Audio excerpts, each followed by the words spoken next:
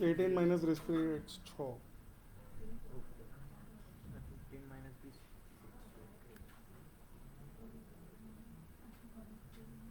Okay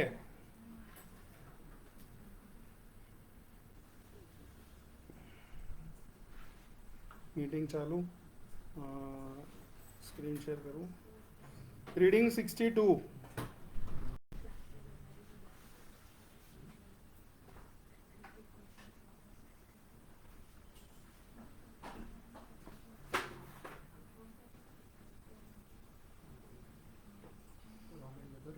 हाँ सुधी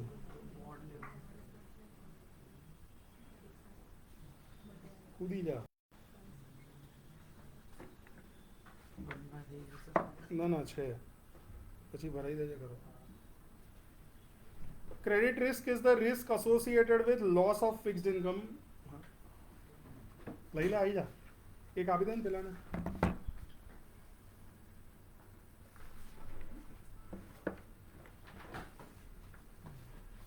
બાબડા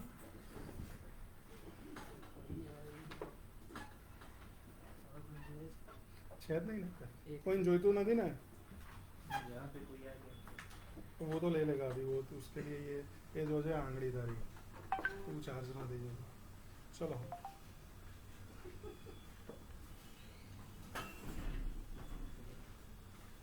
एक मिनिट ऊभा રહો. શંગલા આને પહેલાં પાછું ખેંચો, પગ એડજસ્ટ કરો, તકીઓ એડજસ્ટ કરો, પછી બીજું બધું જ કરો.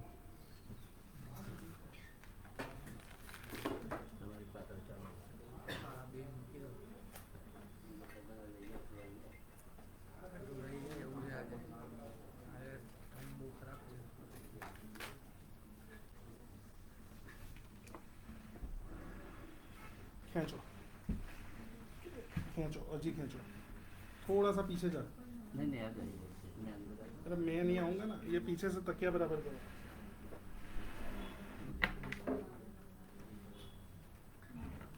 डरना है पैर को पैर इसको भी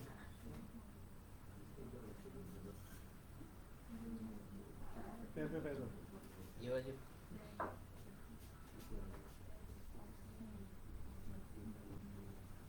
चलो बराबर है.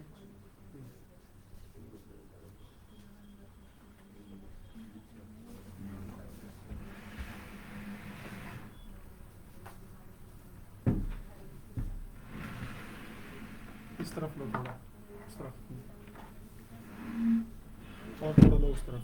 और दो हाँ, अब डालो अंदर उस तरफ. इस तरफ थोड़ा सा डालो. आ रहा था नहीं आ रहा ना. ठीक है चलो हाथ ऊपर करो. ओके बस बस बस.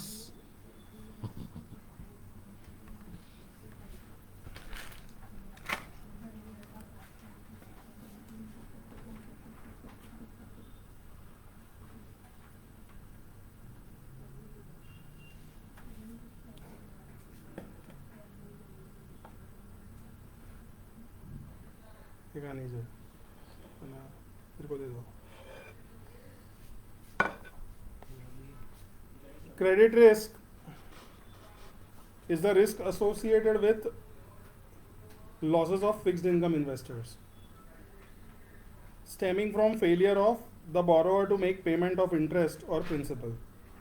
मेरे को मेरा इंटरेस्ट नहीं मिला या प्रिंसिपल नहीं मिला, वो रिस्क उसको क्या बोलते हैं? क्रेडिट रिस्क बोलते हैं. પણ છે એટલી તમારે તમે લોકોએ પીધી? હા પીધી. 100 કપ ગણી દે ને તમે પેલા બે 8 પેલા ભાઈને આપી તમે એક તે આપી આવ્યો. હવે કોણ કોણ છે અહીંયા આગળ એક છે. Anyone for coffee? હા અરે okay. When a borrower fails to service their debt, મને સિંગુ જગા it is said to be default.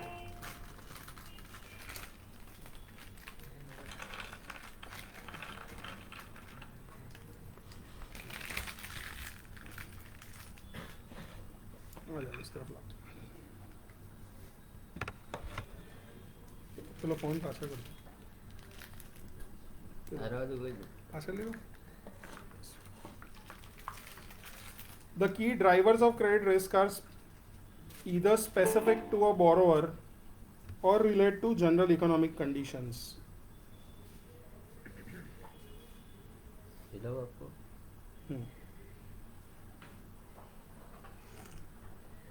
गरम से बैटरी में। इसीलिए किसी को भी पैसे देने से पहले, राइट, पैसे तो देने ही नहीं चाहिए किसी को, लेकिन फिर भी दे रहे हो, तुम्हारा धंधा ही है पैसा दे के ब्याज खाना, तो पैसे देने से पहले उसके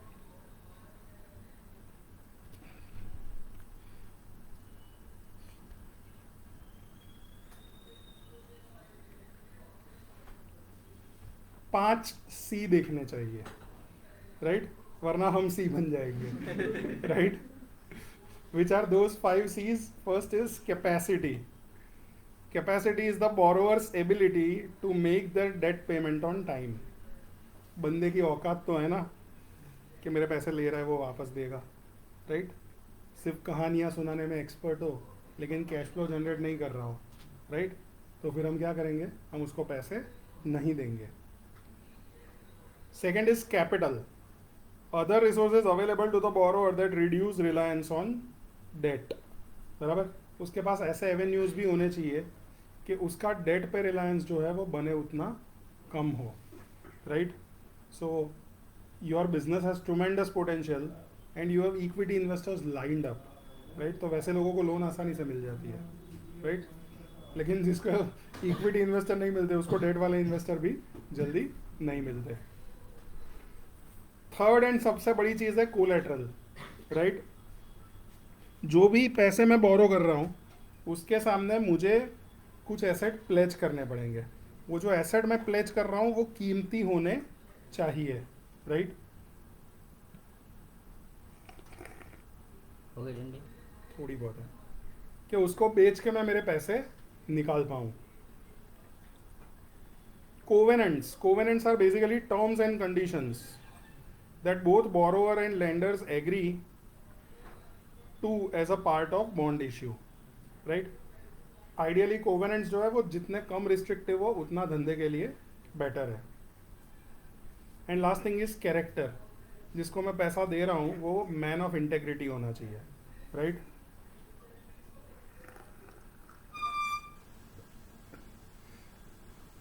પહેલા ડિફોલ્ટ કરેલો હોય એવા માણસને જલ્દી પૈસા મળે નહીં. If a person has committed default in past or if there is history of group committing default, they will not get money easily, right.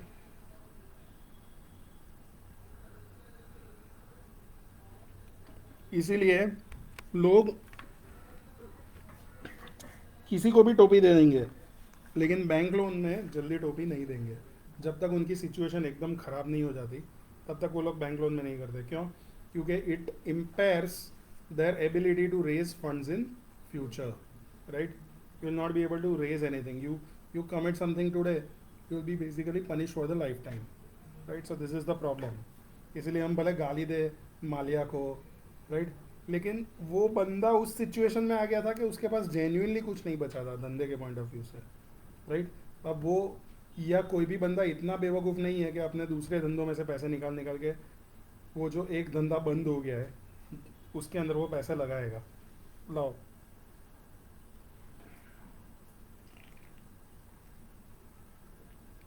और वो भी तब जब government also had backed out on the promises that were made, right. जब aviation का sector India में खुला था तो प्राइवेट इन्वेस्टमेंट लाने के लिए गवर्नमेंट ने बहुत सारे वादे किए हुए थे, राइट. वो वादों में से बहुत सारे वादे सरकार पूरे नहीं कर पाई थी, right. So these people, those who madly relied on what you know government said, they suffered losses big time, right. और दूसरा बड़ा पंगा क्या है,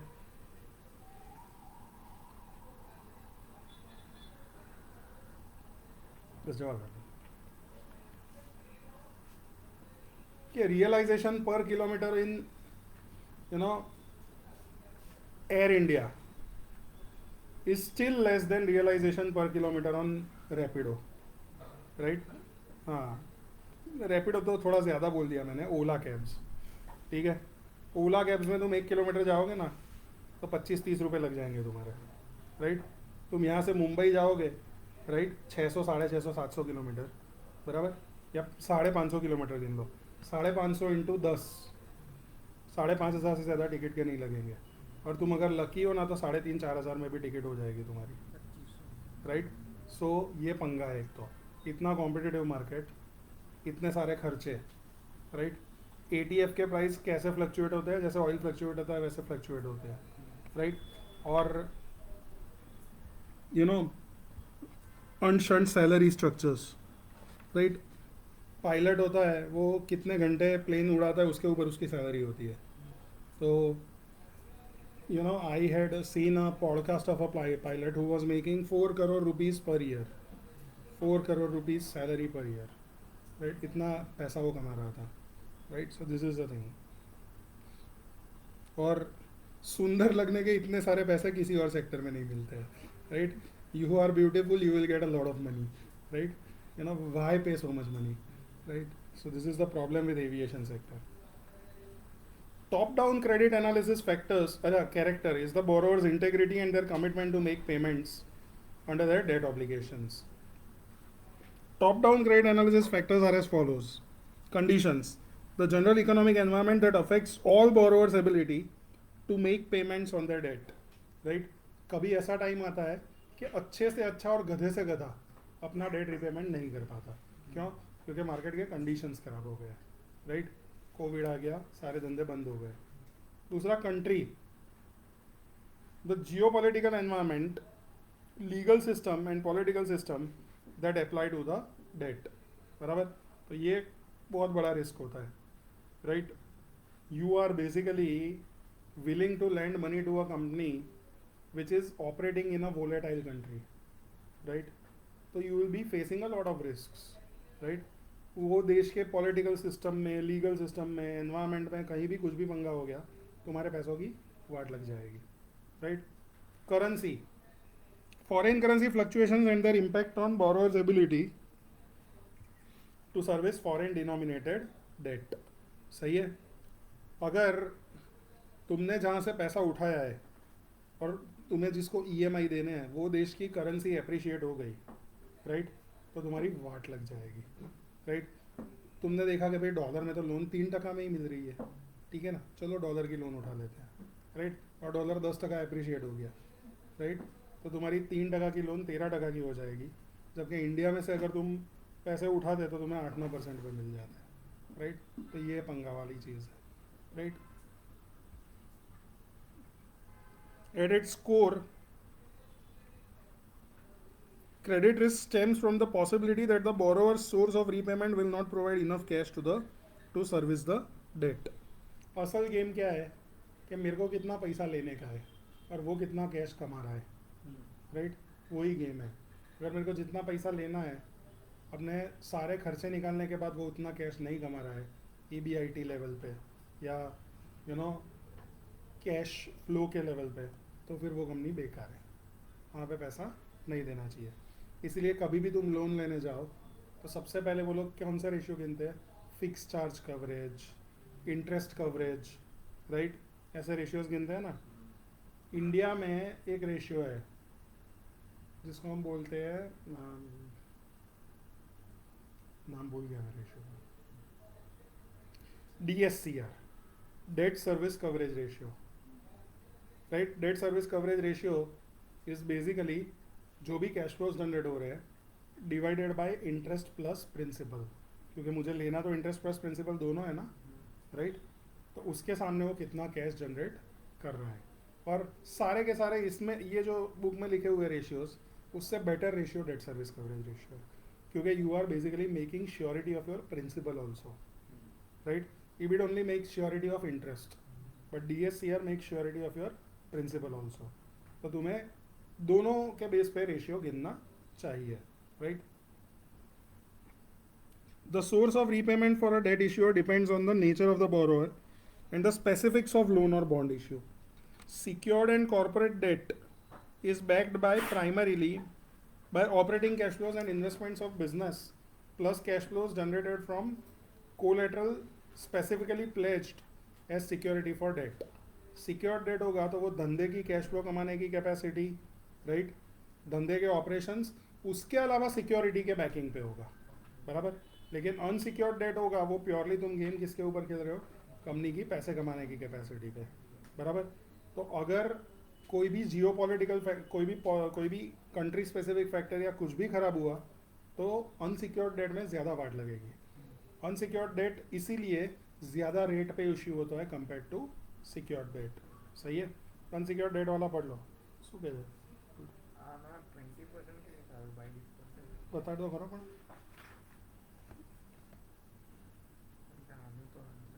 આપણે 2 years of experience.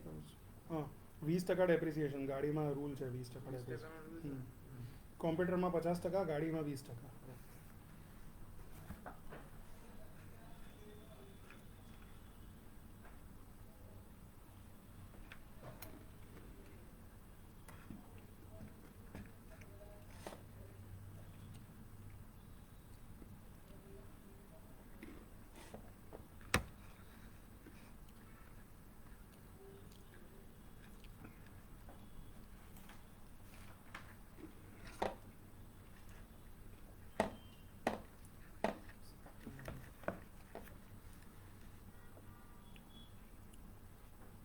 करो. Hmm hmm hmm diversity of subsidiaries.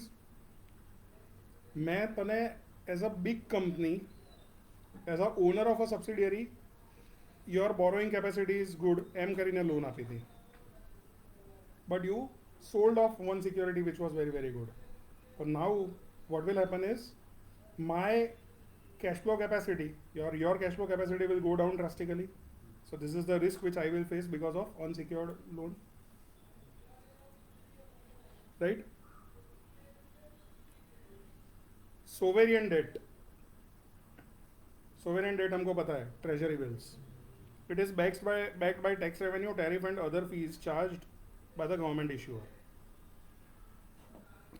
Secondary sources of cash flow include additional debt issuance and sale of public assets.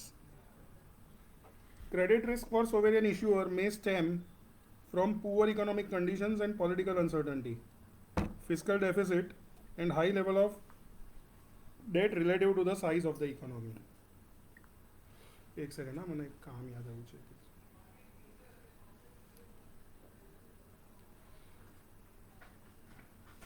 अरे ओम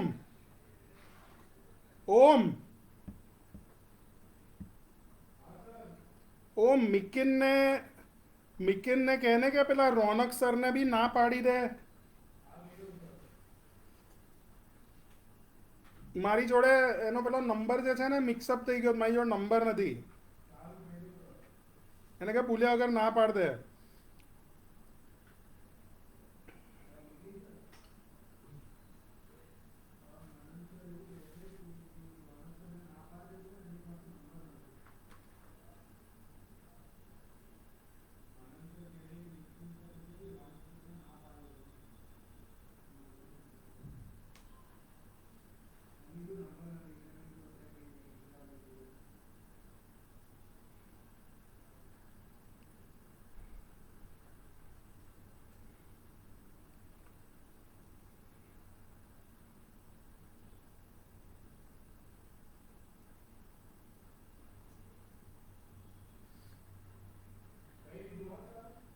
okay.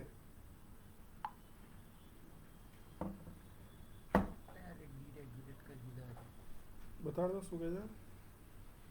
banks free to decide rates. Lending rates, interest rate. એ તો already banks free છે, જોવું પડશે. It is backed by tax revenue, tariff and other fees charged by the government issuer. Secondary sources of cash flow includes additional debt issuance and sale of public assets. Credit risk for a sovereign issuer may stem from poor economic conditions and political uncertainty, fiscal deficit and high debt level relative to the size of economy, right? देश पे कर्जा कितना है, right?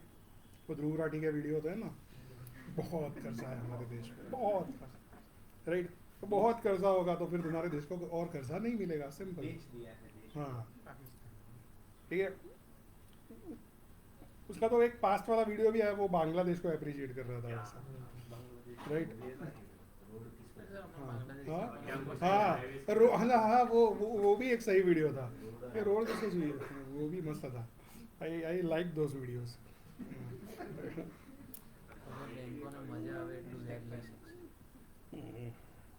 સહી છે, બધો બેંકના શેરો ચાલશે બડા, આપણે આઈસીઆઈસીઆઈ લોંગ છીએ. ઓકે,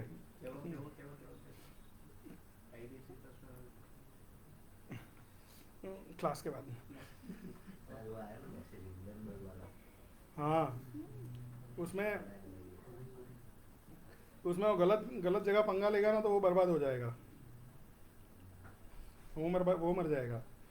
जो बंदा अपने बेटे की शादी में 5,000 करोड़ डाल सकता है, वो हिंडनबर्ग को पताने के लिए कितने डालेगा? उसको तो उसका मतलब 30-40% ही डालना है हिंडनबर्ग को उड़ाने के लिए, ठीक है? Hindenburg is a company with basically zero tangible assets. એવું કહે છે. I was genuinely feeling that they will go after Vedanta, because Vedanta is tremendous debt, plus metal prices are going down, plus management is कमीना। अनिल अग्रवाल जितने भी बड़े listed company है उसमें से सबसे कमीना इंसान है, राइट? वो शेयर होल्डर के बारे में सोचता नहीं है, राइट? तो मुझे सच में ऐसा लग रहा था कि वो वेदांता के पीछे पड़ेगा, और वेदांता को टारगेट करने का बेस्ट टाइम ही ये है कि जब कमोडिटी के प्राइसेस गिर रहे हो। એટલે હોય भी सके, कुछ लोग बोल रहे हैं जॉर्ज सोरोस बिहाइंड इट, और वो हो भी सकता है। देखते हैं, अगर टारगेट अंबानी हुआ तो पॉलिटिकल होगा, राइट? क्योंकि वो भी फिर बहुत बड़ी वो पैसों के साथ पीछे बैठा हुआ है उस सिचुएशन में। बाकी टारगेट कोई और हुआ और जेन्युइनली कोई बेकार कंपनी हुई तो फिर सही है, देखते हैं। PSUs માં શું કરી શકે? એટલે PSUs એટલે છે, IRFC is at this point of time valued greater than HDFC price to book के रेशियो में वो है, लेकिन मतलब क्या मतलब, देखते हैं क्या करेंगे। भारत में कुछ बड़ा होने वाला है, इसकी बारी। चलो, अंबानी के पीछे पड़ा तो उसी की बारी है। हाँ, उसको अगर उसने अंबानी पे सच में शॉर्ट वाला रिपोर्ट बनाया ना तो मैं हिंडनबर्ग को शॉर्ट करना शुरू कर दूंगा और अंबानी को लॉन्ग करूंगा अगर गिरा तो।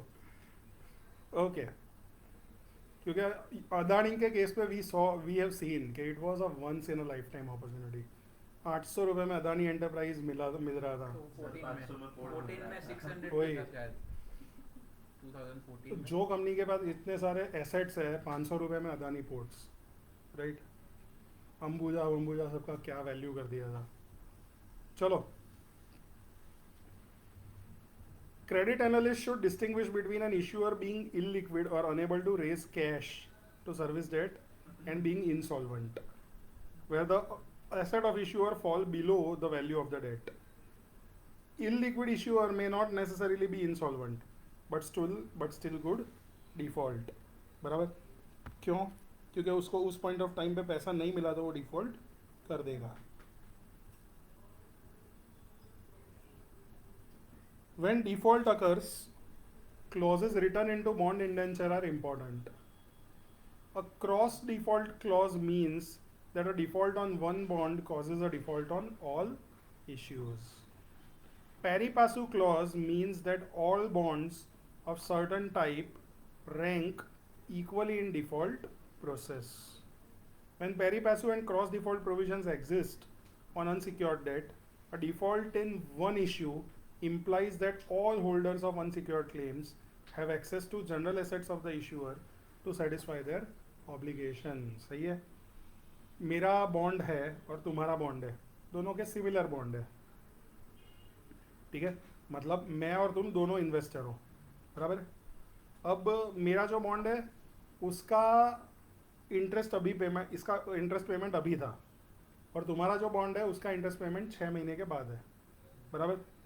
अब पेरी पासू क्लॉज है और मेरे बॉन्ड में डिफ़ॉल्ट किया, मतलब समझ लो कि सारे के सारे बॉन्ड्स में डिफ़ॉल्ट किया, तो मैं अकेला कंपनी के एसेट पे अपना हक नहीं जताऊंगा, तुम भी कंपनी के एसेट के ऊपर हक जताओगे। कब? जिस टाइम पे मैं हक जताऊंगा उसी टाइम पे जताओगे।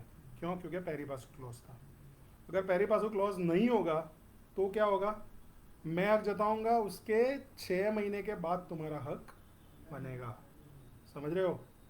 तो वहाँ पे पंगा आ जाता है, इसीलिए पेरी पासू बॉन्ड्स होना बहुत ज़रूरी है, राइट? સર આપણે એવું કહી શકાય કે પહેલી પાસુની અંદર જ ક્રોસ ડિફોલ્ટ ક્લોઝ આવે.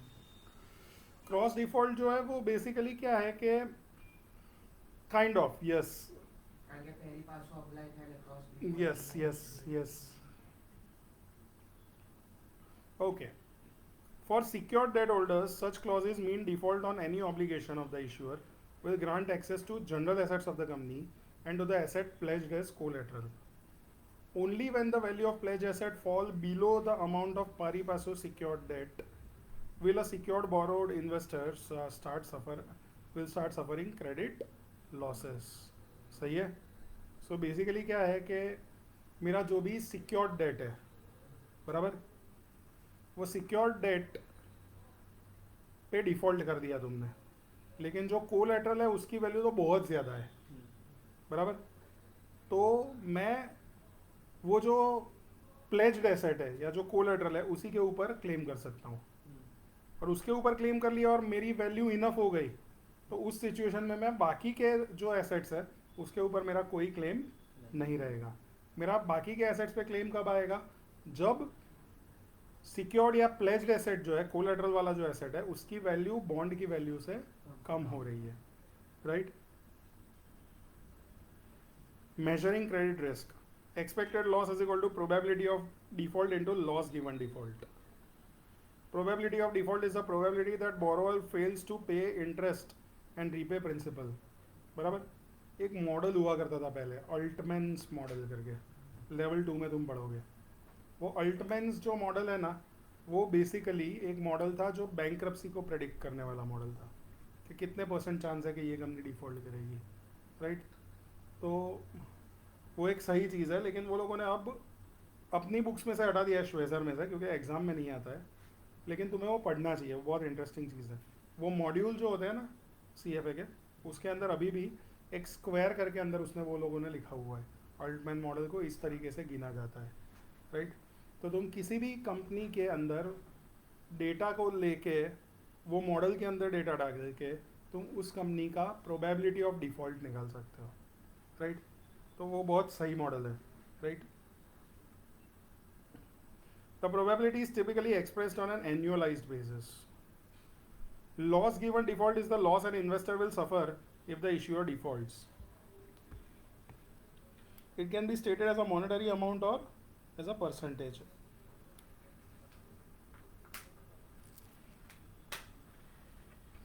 A bond's expected recovery rate is the proportion of a claim an investor will recover if the issuer defaults, right? Recovery rate मतलब कितना प्रपोर्शन वापस मिलेगा। The proportion an investor will not recover और 1 minus the recovery rate is known as loss severity, बराबर। अगर मैं बोल रहा हूँ लॉस सीवियरिटी 60% है, मतलब 60% नहीं मिलेगा। अगर मैं बोल रहा हूँ कि रिकवरी रेट 40% है, मतलब 60% नहीं मिलेगा। समझ रहे हो ना? तो recovery rate is equal to 1 minus loss severity. A debt investor's expected exposure or exposure at default is the difference between the amount the investor is owed, which is principal plus accrued interest, and the value of collateral available to repay the investor.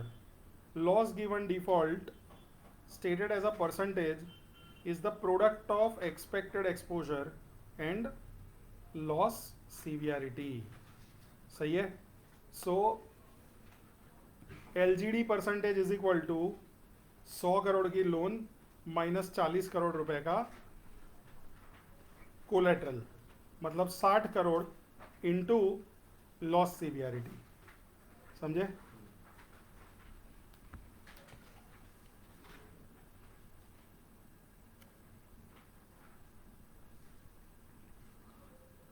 If the actual credit spread of the issuer is higher than the estimated credit risk, the investor is more than fairly compensated for the credit risk of the investment. सही है? If the actual credit spread is less than the estimated credit risk, the investor are not adequately compensated, right, and should avoid investing. तुमको analyse करके मुझे लग रहा है कि risk ज़्यादा है, मुझे रिस्क फ्री रेट से 60% ज़्यादा मिलना चाहिए, लेकिन मैं तुम्हें बॉन्ड 5% पे इशू कर पा रहा हूँ, बराबर? तो लॉजिकली तो पहले मुझे ये बॉन्ड इशू ही नहीं करना चाहिए था, बराबर, क्योंकि गलत इशू हो गया है, राइट? तो जितना क्रेडिट स्प्रेड है, राइट, उतना एस्टिमेटेड मेरे को, जितना एस्टिमेटेड क्रेडिट स्प्रेड है उतना मेरे को एक्चुअल क्रेडिट स्प्रेड मिलना चाहिए, राइट? चलो एक एग्जांपल देखते हैं. शंकरलाल,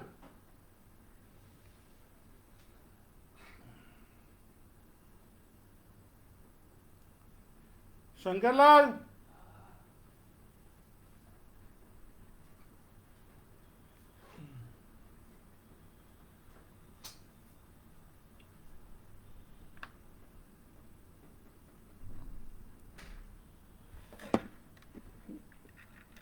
આજે છે ને માટીના કારણે પગ બહુ સરકી જાય છે નીચે. માટે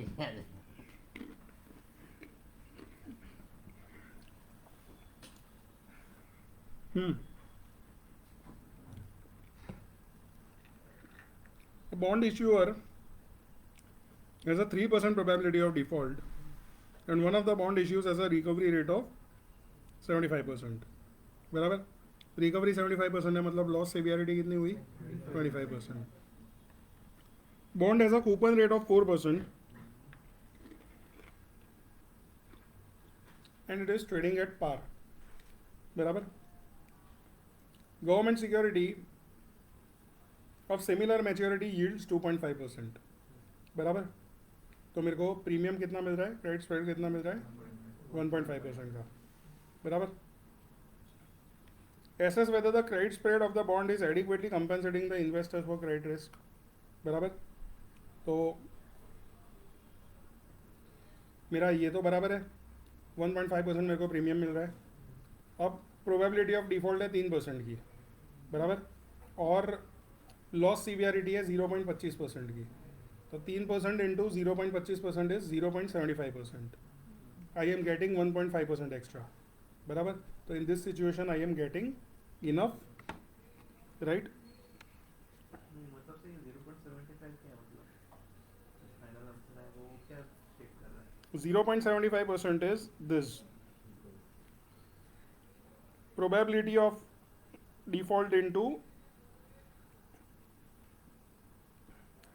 LGD percentage, right? LGD percentage is दोनों चीज़ों को ध्यान में रख के, मेरे एक्सपोजर और लॉस सीवियरिटी को ध्यान में रख के, अगर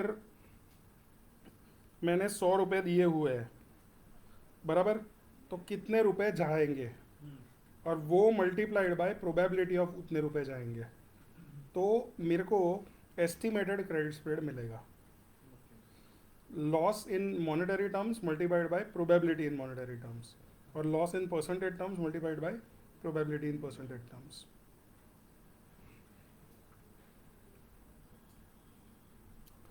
To assess the required return for credit risky bonds, an analyst would need to estimate the probability of default for the issuer and loss given default for the bond issue. बराबर? Loss given default के लिए क्या होगा तुम्हारे पास? कितनी चीज़ें होगी तुम्हारे पास? होगा कितने का बॉन्ड है, कितना कोलेटरल है, वो दोनों का डिफरेंस, और वो दोनों का difference multiplied by loss severity. बराबर? कि वो दोनों का डिफरेंस पूरा का पूरा तो नहीं जाएगा, लेकिन 50% पैसे वापस आएंगे तो 50% चला जाएगा, बराबर, तो वो तुम्हारे पास हो जाएगा. Probability of default can be assessed through quantitative matrix relating to the capacity to repay. For example, a profitable company with high EBIT margin, high interest coverage, low leverage multiples and high ratio of cash flow to net debt would be deemed to be high credit quality. सही है. So क्या हुआ, EBIT high है, EBIT percentage high है, interest coverage high है, बराबर, leverage लो है, date to EBITDA लो है, और कैश फ्लो टू डेट जो है वो रेशियो हाई है, बराबर. तो उस सिचुएशन में क्या होगा, लो प्रोबेबिलिटी ऑफ डिफॉल्ट हो जाएगा. Estimate of loss given default depend on whether the bond is secured or unsecured and the level of seniority of the bond issue in the capital structure of the issuer.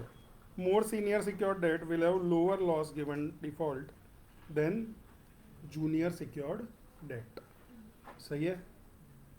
Yes. Due to their financial strength, investment grade issuers have lower probability of default than high yield issuers. However, high yield issuers often issue secured debt with secondary source of repayment in event of default. As a result, high yield debt can have lower loss given default than unsecured bonds of an investment grade issuer. सही है?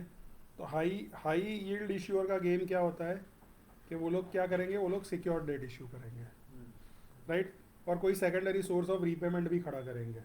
मतलब एक bank को भी खड़ी कर देंगे कि अगर इनको पैसा चाहिए तो हम 100 करोड़ दे देंगे. तो ये दोनों चीज़ें हो गई, एक बैंक गारंटी भी हो गया और सिक्योर्ड डेट भी हो गया, तो फिर अमाउंट ऑफ डिफ़ॉल्ट जो है वो तो बहुत कम हो जाएगा. तो हाई यील्ड बॉन्ड में कभी कभी क्रेडिट रिस्क और भी कम हो जाता है कंपेयर टू बहुत बड़ी बड़ी कंपनी का डेट हो. सही है ना? लेकिन ये सब करने का कॉस्ट होता है, right. The greatest risk to the investor in unsecured investment grade debt is not increase in loss given default, but increase in the probability of default due to deterioration of issuer's financial condition. सही है?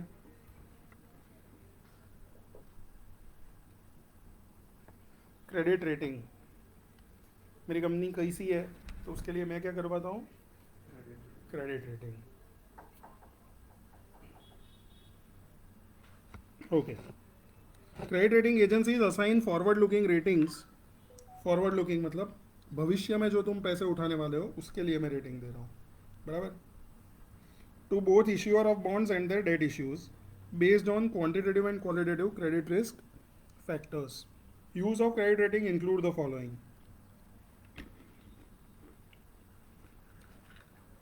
Comparing the credit risk of issuer across industries and bond types and assessing changing credit conditions over time, right.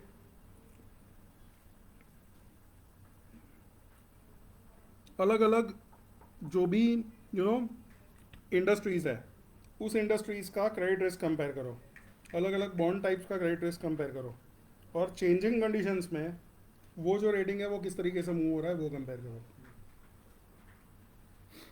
Assessing credit migration risk. The risk that a credit rating downgrade will decrease the value of bonds and potentially trigger other contractual clauses. Downgrade हुआ तो value of bond गिर जाएगी, value of bond गिर जाएगी और उसके साथ साथ दूसरे कॉन्ट्रैक्चुअल जो चीज़ें हैं जो ट्रिगर हो जाएगी उसको एनालाइज करो कि वैल्यू इसके नीचे चली गई तो वो इन्वेस्टमेंट ग्रेड से बाहर निकल जाएगा, तो फिर बहुत सारा तुम्हारे बॉन्ड में सेलिंग आएगा.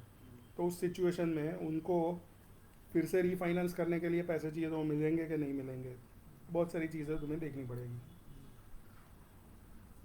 मीटिंग रेगुलेटरी, स्टैट्यूटरी और कॉन्ट्रैक्चुअल रिक्वायरमेंट्स. ठीक है. फिर फिगर 62.1 में S&P, मूडीज़ और फिच के रेटिंग्स दिए हुए हैं.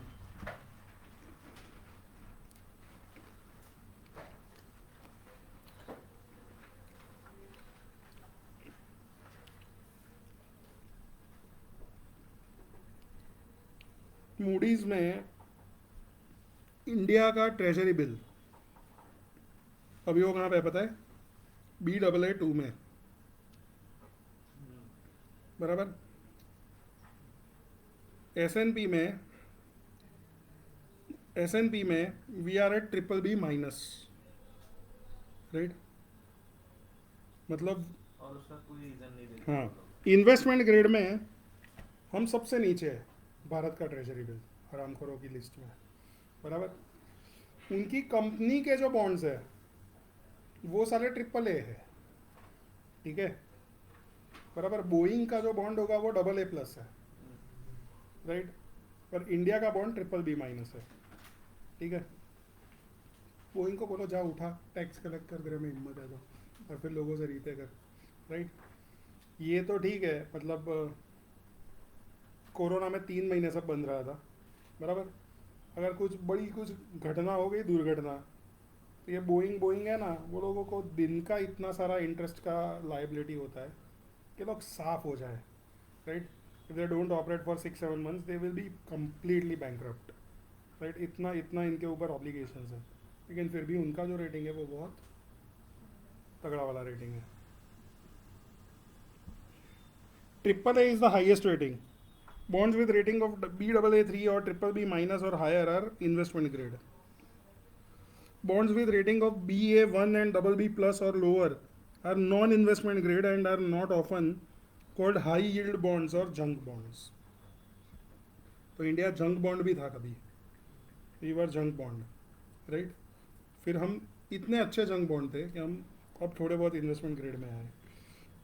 Bonds in default are rated D by S&P and are included in Moody's lowest rating category C, right. India में सी पे तो सब पास हो जाते हैं, ये उनका लास्ट कैटेगरी है, अपने एफ तक जाते हैं नीचे, right. Relying on ratings from credit rating agency has some risk. सबसे बड़ा रिस्क क्या कि साली वो सब करप्ट है, राइट. लेकिन वो लोग ऐसा लिखेंगे नहीं. Credit risk lags market pricing. Market prices and credit spreads can change much faster than credit ratings.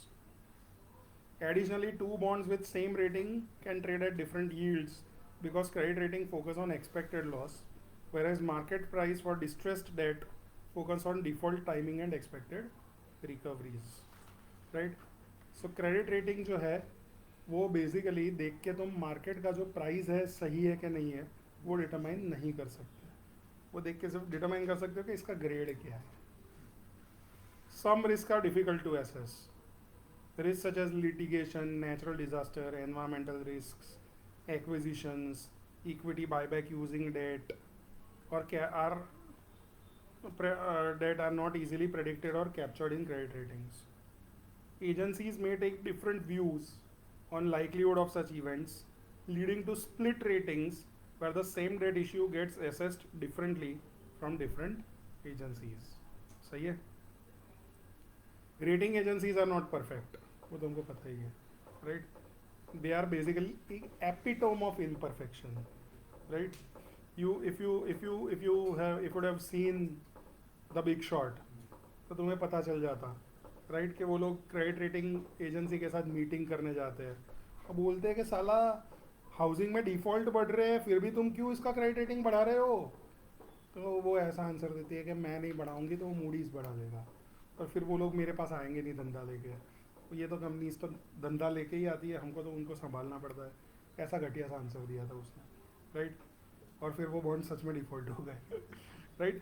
अच्छा, जिस दिन ये लोगों ने लेमन ब्रदर्स का रेटिंग वो बढ़ाया था, राइट, उसके 2-3 दिन के बाद वो डिफॉल्ट कर गया था, राइट. रेटिंग अप्रिशिएट होने के 2-3 दिन के बाद, हाँ बस ठीक है, अच्छा मैं इसीलिए जी रहा था कि मैं ट्रिपल ए कब बन जाऊँगा, सब मेरे को मरना है, राइट. अब मुझे किसी को पैसे नहीं देने, right.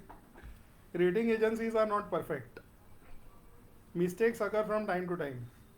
Infamously, subprime mortgage securities were assigned much higher credit ratings than they deserved in lead up to the financial global crisis. Cases of corporate fraud can lead to companies with high credit rating suddenly defaulting.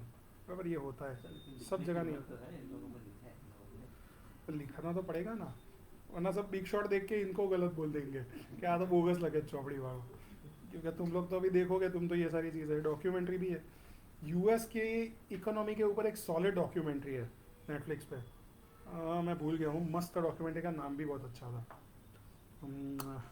Inside job या ऐसा कुछ, right.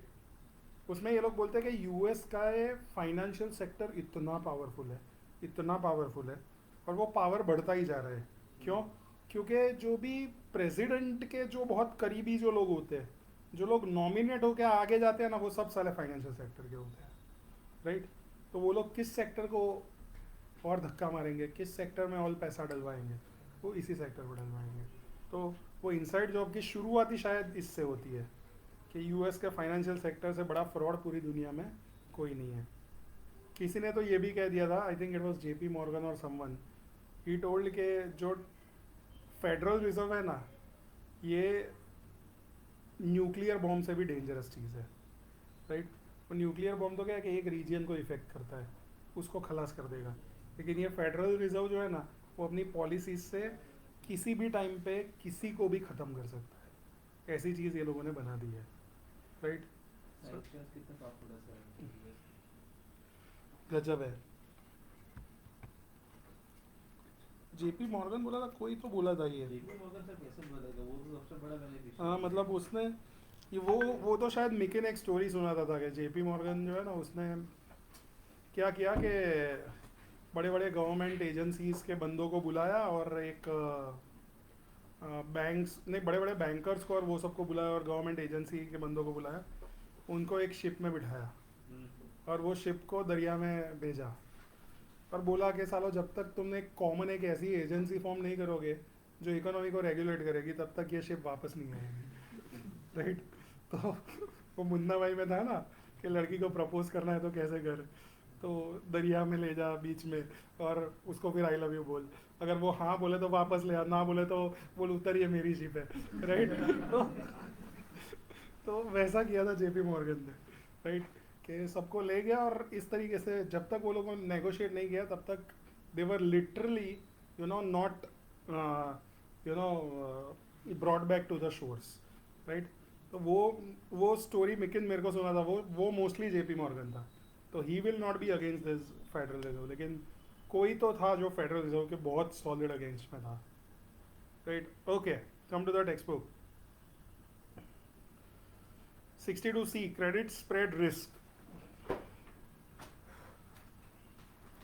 Shankarlal एक बार पग adjust करो।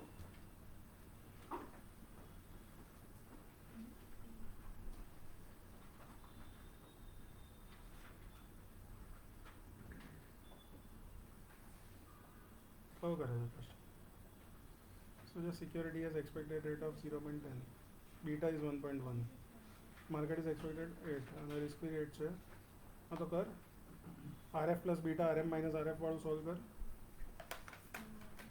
RF plus beta RM minus RF।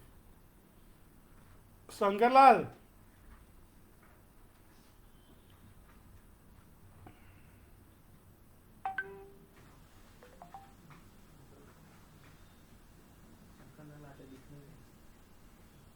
Phone आया होगा उनका।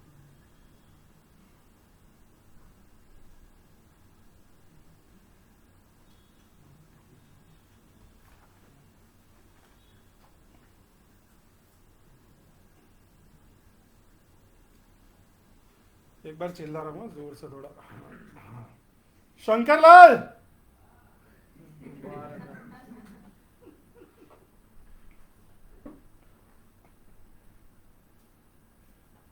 थोड़ा सा पीछे जा रहा है यार, पैर को एडजस्ट करो। गामड़े के सपने में सो गए थे, क्या कर रहे हैं? मैंने आपका आवाज सुना ही नहीं।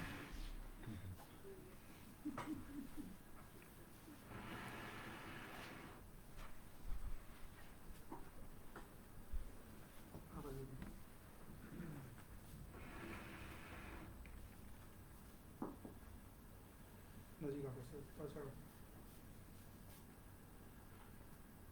पैर पर रखो।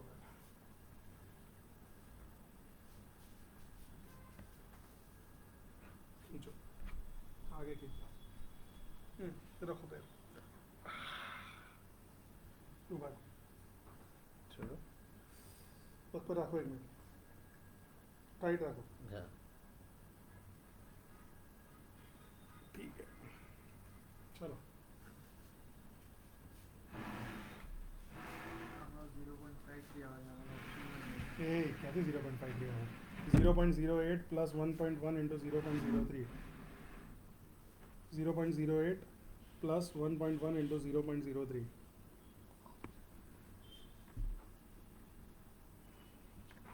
चलो नहीं.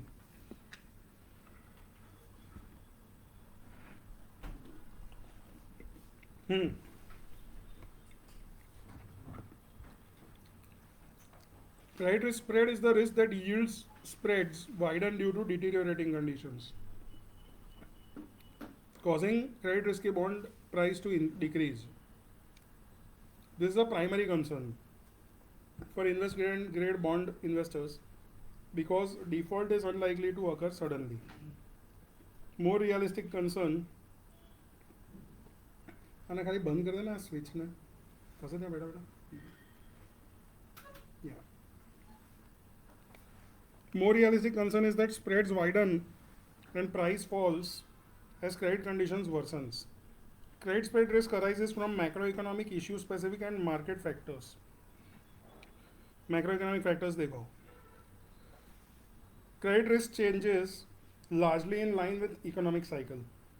In time of strong growth and high profit, the probability of default decreases, causing spreads to contract. Right?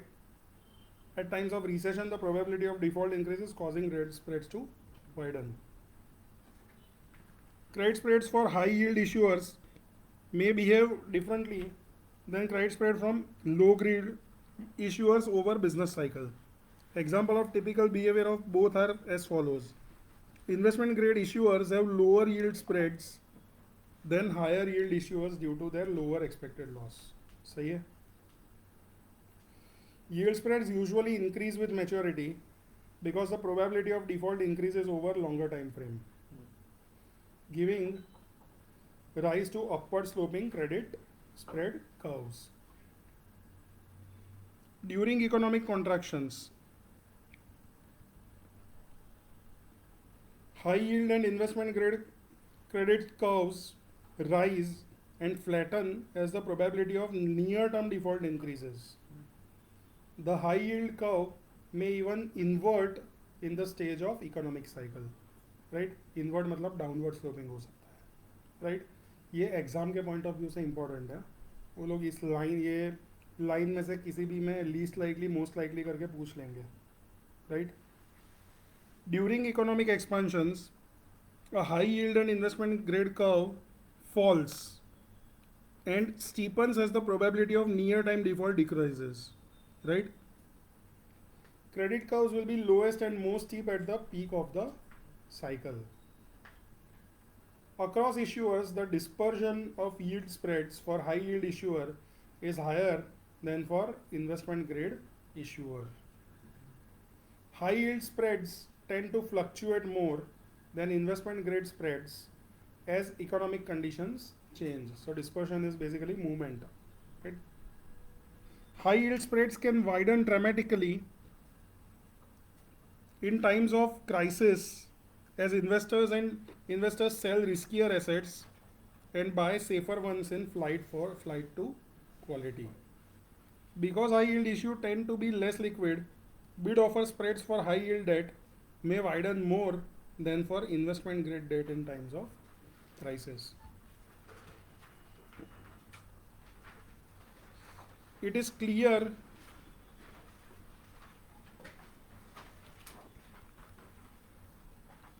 that owning high yield bond is riskier than holding investment grade bonds from credit spread risk perspective because the spreads are more volatile for high yield issuer.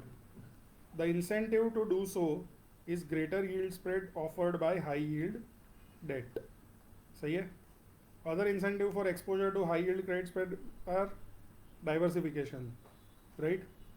सब मैंने investment grade में डाला हुआ है, चलो कुछ high yield में डालता हूँ. Capital appreciation, high yield जो होते हैं वो fluctuate ज़्यादा होंगे, appreciate भी ज़्यादा होंगे. Equity like returns, इनके जो returns है वो equity को mirror कर सकते हैं. Other systematic factors that can drive yield spreads higher include increasing regulations of broker dealer and market makers in corporate bonds have increased the cost of funding bond positions. Right? जो भी bond positions है उसका cost of funding बढ़ गया है. इसीलिए basically क्या हुआ है कि regulations जैसे जैसे बढ़े वैसे वैसे ये जो yield spreads है वो बढ़ते जा रहे हैं, right. Funding stresses in market में increase risk aversion, right. Funding जितना स्ट्रेस में आएगा उतने ज़्यादा लोग रिस्क एवर्स होंगे, राइट. और वो लोग हाई यील्ड बॉन्ड को छोड़ के इन्वेस्टमेंट ग्रेड में जाएंगे. तो जैसे ही उनको छोड़ेंगे उनका यील्ड स्प्रेड जो है वो ज़्यादा फ्लक्चुएट होने लगेगा. Heavy new issuance of debt into bond market might not be met by increased demand, right. Issue specific factors में financial performance of the issuer will have significant impact on yield spread level and volatility on their debt. Investors often compare an issuer's yield spread to average yield spread offered by the bonds of similar credit rating to assess issuer specific concerns. For a issuer with problem servicing its debt, yield spread will be wider than average for issuer's credit rating. सही है. So जिसका भी problem आ रहा है date को service करने में, उसके जो यील्ड स्प्रेड्स होंगे वो एवरेज वाला जो सेम रिस्क वाले का जो यील्ड स्प्रेड है उससे ज़्यादा होगा. Market factors related to market liquidity risk relates to transaction cost of trading a bond. It can be assessed through analyzing the bid offer spread of market makers in a bond. The bid is the price at which investors can sell bond and offer is the price at which investors can buy bond. बराबर. A wider bid offer spread implies higher cost of trading to investors and indicates high market liquidity risk. क्योंकि bid और offer देता कौन है? Dealer देता है. बराबर. तो bid is the level at which the dealer will buy and investor will sell, right. Generally issuers with more debt outstanding but with higher credit ratings will have more actively traded bonds with less market liquidity risk. Market liquidity risk is higher for less actively traded bonds, for issuers with lower credit quality and for issuers with less debt outstanding. Bid offer spreads can widen substantially for high yield issuers during financial stress, right. वो लेगा बहुत सस्ते में और देगा बहुत महंगे में, right. This can lead to general increase in risk aversion which may cause wider bid offer spread to spill over to investment grade issuers also. The bid offer spreads of market makers can be issued to isolate the component of yield spread that is due to liquidity risk. This is done by calculating the yield of bid and offer price and assuming this difference is reflected in the yield spread of the bond as compensation for liquidity risk. The remaining component of yield spread is assumed to be related to credit risk. देखो last example है इस chapter का. Decomposing the yield spread. Exam के point of view से काम का example है. 10-year bond has annual coupon of 5%. Bid offer spread is 99.5 to 100.5, right. 10-year benchmark yield is 3%. Decompose the yield spread into liquidity spread and credit spread. बराबर. तो ये जो भी है लिक्विडिटी स्प्रेड और क्रेडिट स्प्रेड में हमें यील्ड स्प्रेड को डिकम्पोज करना है. तो सबसे पहले तो देखो 99.5 में वो लेगा और 100.5 में देगा, मतलब मिड प्राइस कितनी हुई? 100. बराबर. ओके. अब यील्ड स्प्रेड कितना है? 5% और 3%, मतलब 2% का यील्ड स्प्रेड है. बराबर. 5% हम दे रहे हैं और 3% बेंचमार्क रेट है, तो 2% हम ज़्यादा दे रहे हैं, राइट. तो यील्ड एट बिड प्राइस क्या होगा? तो अगर पीवी में मैं बिड प्राइस डाल दूँ -99.5, राइट. एफवी में 100 डाल दूँ, बराबर. पीएमटी में 5% का बॉन्ड है तो 5 डाल दिया और एन में 10 ईयर्स डाल दिया, तो मेरे को एक यील्ड मिलेगा 5.065. अब ऑफर प्राइस के लिए मैंने ये कैलकुलेट किया तो वो आया 4.935. सही है. टुकमा बेओ जे भी यील्ड्स आपेला है, दोनों जो रेट दिए हुए हैं उसको पीवी में डाल के तुमको आईवाई निकालना है. वो आईवाई का जो डिफरेंस है, राइट, वो है 0.13%. तो वो लिक्विडिटी के कारण हुआ. और बाकी का जो है 2% माइनस 0.13% वो हो गया क्रेडिट स्प्रेड. सही है. Is it okay? This is the end of the chapter.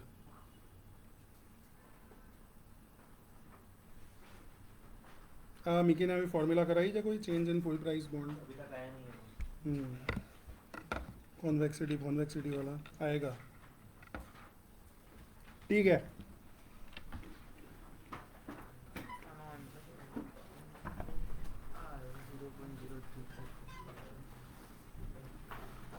Zero point zero हाँ प्लस कर 0.05 प्लस 0.033